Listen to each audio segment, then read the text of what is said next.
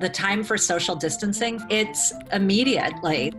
What exactly is social distancing? Social distancing. Institute more social distancing. 안녕하세요, 휴식남입니다. 요즘 댓글을 보니 우리나라도 날씨가 따뜻해지면서 야외 활동이 다시 많아지기 시작했다고 하고, 또 야외 활동뿐만 아니라 청년들은 여전히 유흥가에 많이 간다고 하더라고요. 물론 갑갑한 마음에 이해는 되지만 아직 끝난 것이 아니니 제발 조금만 더 참고 완벽해질 때까지 버텨봐야 할 때인 것 같습니다.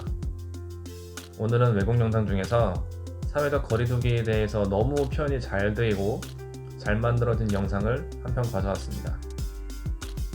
건강한 여러분이지만 사회적 거리두기를 무시한 야외 활동이 다른 사람을 죽일 수 있습니다. 영상 보시죠. In any hospital, the capacity to treat patients is limited by how many beds they have. Think of this as the number of beds in your local hospital at any given time. A couple are already filled by patients receiving treatment for things like a car accident injury or a stroke. And this dot represents one person who's healthy and decides to go out like usual. They jump on the subway and head into the office where they catch COVID-19. But they don't feel sick right away and might not for several days. So later they go to a basketball game where they unknowingly infect 2 or 3 more people.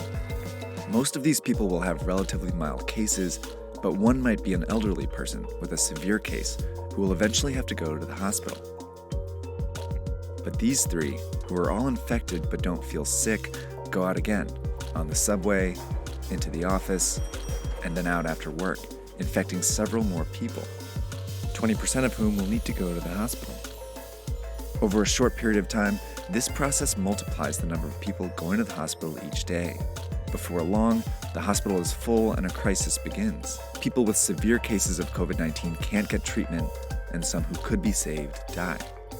Plus, people with other issues can't get treatment either, and some of them die. This surge of severe cases causes avoidable deaths. That's what happened in South Korea, Iran, and Italy, all of which went from 100 to more than 5,000 cases in less than 2 weeks. A lot of people died because they couldn't get into the hospitals.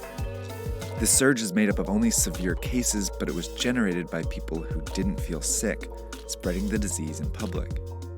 Which means the people who can do the most to avoid these unnecessary deaths are these people. And that means all of us. To slow the virus down, you need to act as if you already have it. By avoiding public transportation, the office, crowded places, and even small social gatherings, you decrease your chances of both getting the disease and spreading it. This is called social distancing. If enough of us do it, the virus still spreads, but much slower. Over time, many people might still get infected, but fewer severe cases show up to the hospital each day, never overwhelming the system.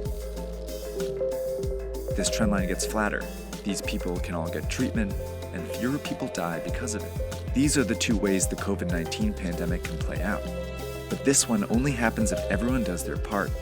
And it's why experts and officials are urging people to flatten the curve by social distancing and staying home as much as possible. It's also why in the US, many companies are helping by requiring employees to work from home, and major sports leagues have canceled their games for the time being. It may seem drastic, but it's worked before. In 1918, the cities of Philadelphia and St. Louis were both hit by a flu pandemic, but they responded in different ways. In Philadelphia, health officials allowed a huge parade to go ahead, while in St. Louis, officials prepared. They closed schools, theaters, and bars. Philadelphia's hospitals were overwhelmed, and many more died as a result. But St. Louis was able to avoid those excessive deaths. 100 years later, these are the 2 scenarios we face. A difference not in whether you get the coronavirus, but when you get it. That could mean the difference between life and death, maybe for someone you know. We have to act now.